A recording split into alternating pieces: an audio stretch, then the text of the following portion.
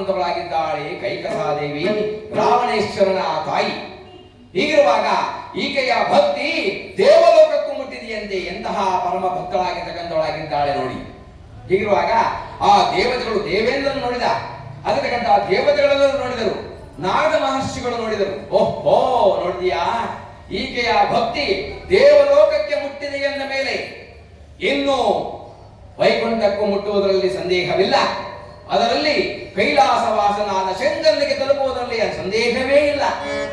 ಆ ಕೈಲಾಸವಾಸನಾದ ಶಿವನಿಗೆ ಏನಾದರೂ ಈ ಭಕ್ತಿ ಪರವಶನಾಗಿ ಶಿವನೇನಾದರೂ ಬಂದು ಒಲಿದರೆ, ಆಕೆಗೆ ಕೇಳಿದ ವರಗಳನ್ನೇನಾದರೂ ನೀಡಿದರೆ, ನಾವು ಇಲ್ಲಿ ದೇವಲೋಕದಲ್ಲಿ ಹಾಗೂ ವೈಕುಂಠದಲ್ಲಿ ಕೈಲಾಸಕ್ಕೆ ಹೋಗುವಂತೆ ಇಲ್ಲ ಅಂತ ಯೋಚನೆ ಮಾಡಿ ದೇವೇಂದ್ರನಿಗೆ ಹೇಳಿದಂತೆ ದೇವತೆಗಳೆಲ್ಲ, ದೇವೇಂದ್ರ, ಏನಾದರೂ ಒಂದು ಉಪಾಯವನ್ನು ಮಾಡು, ಆ ಕೈಕಸಾದೇವಿಯ ಪೂಜೆಯನ್ನ ಭಂಗಗೊಳಿಸಿ ಆ ಪ್ರಸಾದವು ನಮಗೆ ಬರುವಂತೆ ಮಾಡು, ಇಲ್ಲವಾದರೆ ಶಿವನು ಇಲ್ಲಿಯೇ ಬಂದು ಕೂತ್ಕೊಂಡ್ಬಿಡ್ತಾನೆ ಅಂತ ಹೇಳಿದಾಗ, ಸರಿ ಎಂಬುದಾಗಿ ಹೇಳಿ ದೇವೇಂದ್ರನು ಆ ವಾಯುದೇವನನ್ನ, ಅಗ್ನಿದೇವನನ್ನ, ವರುಣದೇವರನ್ನ ಕರೆದುಕೊಂಡು ಬಂದು ಅನೇಕ ಉಪಟಳಗಳನ್ನು ಮಾಡಿದ.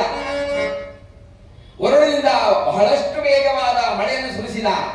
ಆಕೆ ಶಿವಭಕ್ತಳಾಗಿ ಯಾವುದೇ ಅಡಚಣೆ ಅಳಕವಾಗದಂತೆ ಓಂ ನಮಃ ಶಿವಾಯ, ಓಂ ನಮಃ ಶಿವಾಯ ಅನ್ನುವಂತವಳಾಗಿದ್ದಾಳೆ. ಬೆಂಕಿಯ ಮಳೆಯನ್ನೇ ಸುರಿಸಿದರು.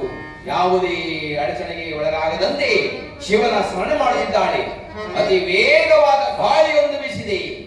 ಆದರೂ ಆ ಶಿವಭಕ್ತಳಾದ ಕೈಕಸೆ ಅಲುಗಾಡದೆ ಓಂ ನಮಃ ಶಿವಾಯ